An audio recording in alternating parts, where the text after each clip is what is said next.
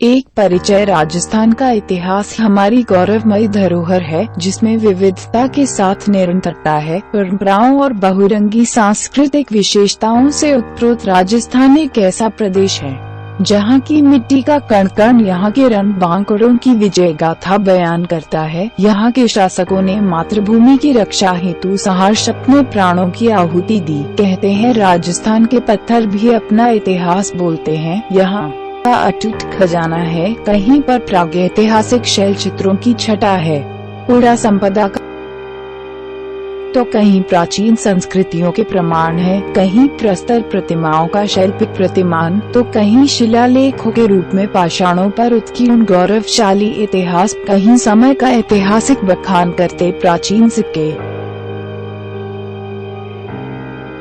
तो कहीं वास्तुकला के उत्कृष्ट प्रतीक, उपासना स्थल, भव्य प्रासाद, अभेद्य दुर्ग एवं जीवन स्मारकों का संगम आदि राजस्थान के कस्बों, शहरों एवं उजड़ी बस्तियों में देखने को मिलता है। राजस्थान के बारे में यह सोचना गलत होगा कि यहाँ की धरती केवल रण क्षेत्र रही है। सच तो यह है कि यहाँ तलवारों की झंकार के साथ शक्ति और आध्यात्मिकता का मधुर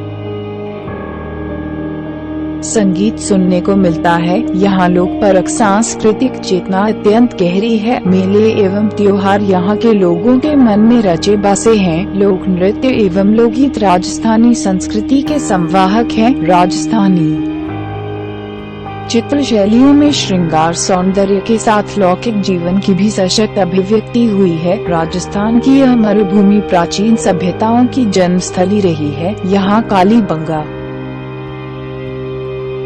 आहट, बैराट, बाग और गणेश्वर जैसी अनेक पाषाणकालीन, सिंधुकालीन और ताम्रकालीन सभ्यताओं का विकास हुआ, जो राजस्थान के इतिहास की प्राचीनता सिद्ध करती है। इन सभ्यता स्थलों में विकसित मानव बस्तियों के प्रमाण मिलते हैं। यहाँ बागौर जैसे स्थल मध्य पाषाणकालीन और नवपाषाणकालीन इतिहास की उपस्थिति प्रस्तुत करते हैं।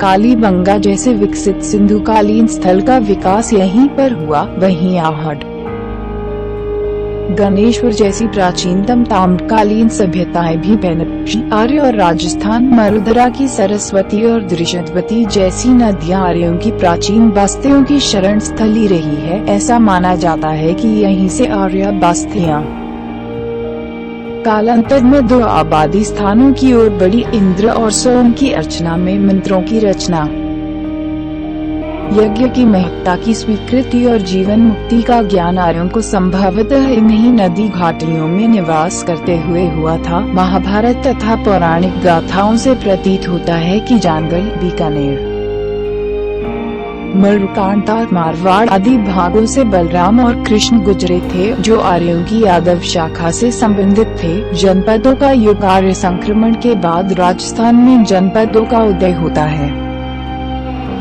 जहां से हमारे इतिहास की घटनाएं अधिक प्रमाणों पर आधारित की जा सकती हैं। सिकंदर के अभियानों से आहत तथा अपनी स्वतंत्रता को सुरक्षित रखने को उत्सुक दक्षिण पंजाब की माल, शिवी तथा अर्जुनायन जातियां, जो अपने साहस और शौर्य के लिए प्रसिद्ध थी, अन्य जातियों के साथ राजस्थान में आईं और सुविधा के अनुसार यहाँ बस गईं। इनमें भरतपुर का राजन्या और मत्स्य जनपद, नगरी का शिवी जनपद, अलवर का शाल्व जनपद प्रमुख हैं। इसके अतिरिक्त 300 ईपू से 300 ई के मध्य तक मालव, अर्जुनायन तथा यौधेयों की प्रभुता का काल राजस्थान में मिलता है। मालवों की शक्ति का केंद्र जयपुर के निकट था।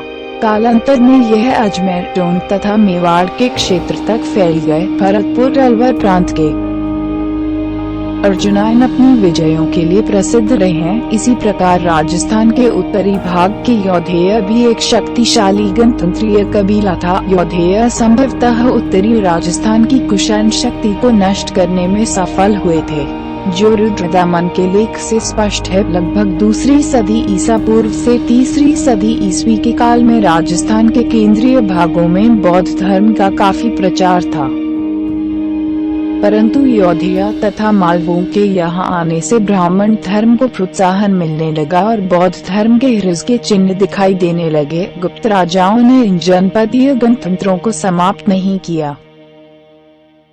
परंतु इन्हें अर्धाश्रित रूप में बनाए रखा। ये गणतंत्र हून आक्रमण के धक्के को सहन नहीं कर पाए और अंततः 6ठी शताब्दी आते आते यहाँ से सदियों से पनपी गणतंत्रीय व्यवस्था सर्वदा के लिए समाप्त हो गई।